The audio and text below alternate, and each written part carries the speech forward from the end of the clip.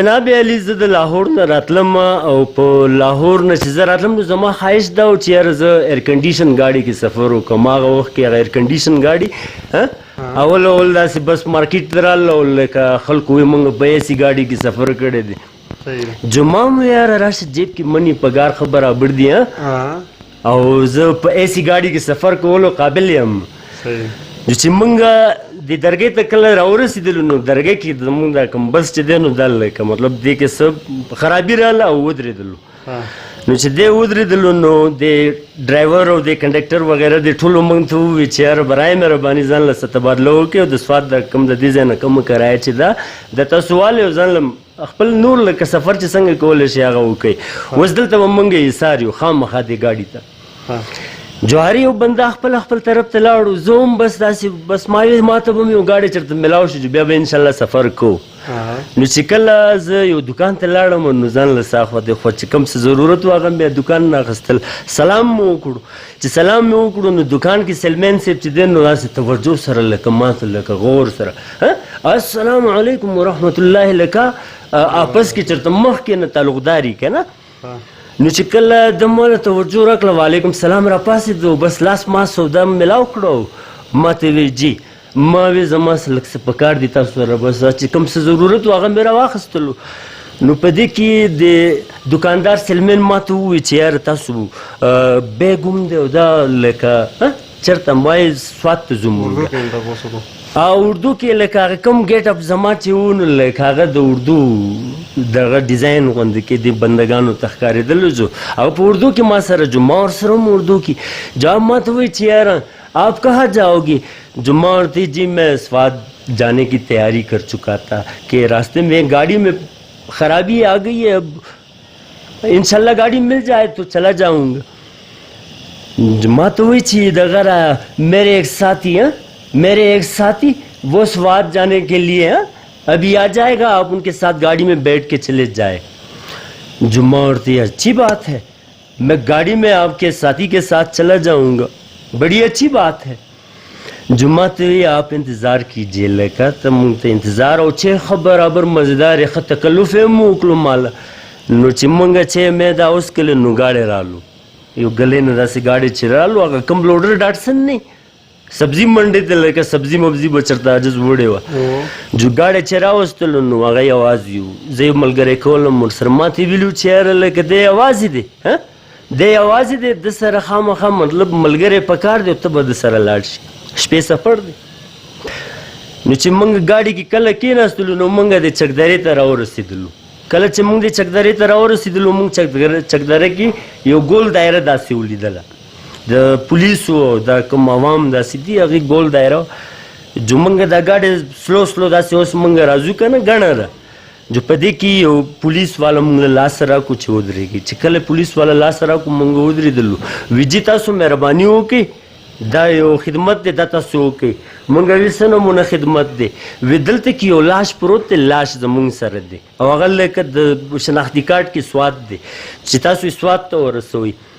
جمعه وی دا کوم ښه خدمت چې دی دا خو ستاسو وخت دی پولیسو والو کار دی دا اوس زموږ په سره مانیسل دا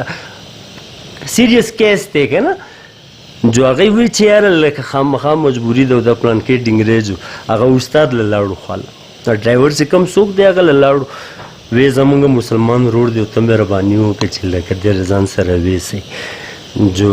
ده ورته انکار وکړو چې نه جي لکه مطلب مهرباني وکړي دا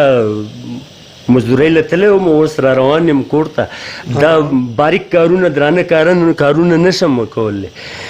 جو وی زموږ مسلمان روډ دی جو ما دې استاذ ته ووایي مړه روډ دی یاره پرېږده چې راوچتې کې ځو. جو ده ما داسې ټونګم راکړه مړه څه دې وکړ څنګه ملګری جو بس یاره موږ یې راوخېجوئ. چې کله یې راوخېجولو نو هغې موږ ته دا موږ ته تپوس وکړو چې ده سره څوک دی هغه موږ ته وښایه ملګری ده سره خو به څوک که نه وی نه څوک ورسره نشته تاسو مهرباني وکړئ چې لکه دی تاسو محفوظ به یې ځه. جو موږ وی ټیک ده په دې کې دغه ځای کې دا جلالات کوم روډ چې دی نو دی لږ کډې دی کډه کې خو ګاډی خامخا بنده کوشش کوي چې یاره ګاډی ونه لګي کډه کې لاړ نه شي. جو احتیاطن لکه دی سلولي لکه روان دی. نو موږ ته شاته پته نشته صرف موږ ته دا پته ده چې یو لاش په کټ کې پروت دی بسترې مله پاسه بالښت ورته هم دی کمبل کې هم پټ دی چې په دې کې باغونو نه لکه یو کس لکه داسې سلو ګاډی ولید و شاته ور وختلو دې ګاډي ته میدان باندې داسې ودرېدلو چې کله دا ګاډی په خېته شو نو موږ ته خو پته چې شاته صرف یو مړی دی بل څوک نشته چې کله موږ د ګاډي لکه مطلب چې په خېته شو نو بیا خو د ژمي یخني وه پل د ژمي منځ و د ژمي په منځ پل یخني ده نو چې ګاډی لکه مطلب په خېته شو نو سیلۍ تیزه شوه یخه شو نو د کم دا شاته سړی چې ولاړ دی ګاډي ته راختلی دی د ګاډي کې چرباتي چې وواله نو مطلب په کټې په نظر راغی په کټ کې اوس سړی پروت دی داسې چکړه چې مطلب دا سړی دی که ښځه ده چې چک کړو نو مطلب د هغه سړی و نو دی ورسره کټ ته ور وختلو او په کټ کې ورسره پرېوتو غلی مړي سره موږ ته خو پته نشته خو چې کله موږ د اتنګ ځای چې کوم راځي دا سیند چې دی دغه سره لګېدلی روډ سره بریکوټ نه غالبا بره راځي اتنګ غر چې کوم راځي هغه ځای کې یاره شاته ټایر موږ لکه شاتنی ټایر پنکچر شو چې کله ټایر پنکچر شو نو د استاد ما ته ووایي چې یاره تا ته ما ونه ویل چې یاره د مړي سام زوروري او لکه تا ولې په ما باندې داسې کار وکړو نه وې نو زه ټیر ولاړو وډزېد ما وی ټیر ډزېدلی دی بم نه دی ډزېدلی فکر مه کوه خیر دی نو د ما ته وی صحیح ده زه بارې ته داسې مهرباني وکړه چې دا ولپانه او جیک ویسه چې لکه ګاډی راوچت کو ټیر بدل کو جمعه یې روغه ده سره پریشانی سوال نه پیدا کیږي چې زه لاړم ما لکه دا جیک چې ولګولو نو یو نټ مې ډیله کو دویم ډیله کوم نو شاته اوس دا کم روغ سړی چې دی په دې کټ کې دی ما ته ویل استاد ټیر وډزېد زه وارخطا یې کړم که نه ما دې استاد ته چغې وال شروع کړه چې استاد دی وایي چې ولې خیر دی دومره چغې وایي هغه وویرېدو چې یاره جیک ډیله شو ټیر لاس دله ونیولو هغه چې کله راکوز شو نو هغه ته وایي چې یار ته مطلب څه چل وشو ما یې څه چل پرېږده خو شاته دا پلار دې څه وایي جو هغه و چې څنګه دغه راوي څه وایي هلته ګاډي ختلی هغه وایي ولې استاد زه ترکوز شم ولې استاد زه درکوز شمه زه جو دې ډریور زه دې ګریوان نه داسې ونیولم ووایي څه کوې ځان ته زه چې ځو ګاډی په ځای پاتې مړی په ځای پاتې او ټول هر څه په ځای پاتې دا سړی چې کوم د ګاډي نه راکوز شوی دی په موږ پسې راولګېدو چې دی کله موږ ته وویل که ودرېږئ او موږ غزور دی وایي ودرېږئ او موږ ښه دي کله زور خیر خو ده سره شاته ټارچ دی موږ سره خو څه شی نشته تیاره ده دی راغی یاره موږ یې قابو کې راوستلو چې کله زما خواله راغی ما ته یې وویل ته ستاسو دا منډې ولې وهئ څه چل دی ما یې ولې په ګاډي کې چې کوم سړی مړ دی هغه ته نه یې هغوی په ګاډي کې سړی مړ دی جمعه یې ولې نه دی څه جو هغه ته چې کله پته ولګېده چې په ګاډي کې د مړ سړي سره زه پروت یم نو هغه کله یې کېناستو هغه له متلي مګل شروع چې یاره مهرباني وکړه اوس ته باسه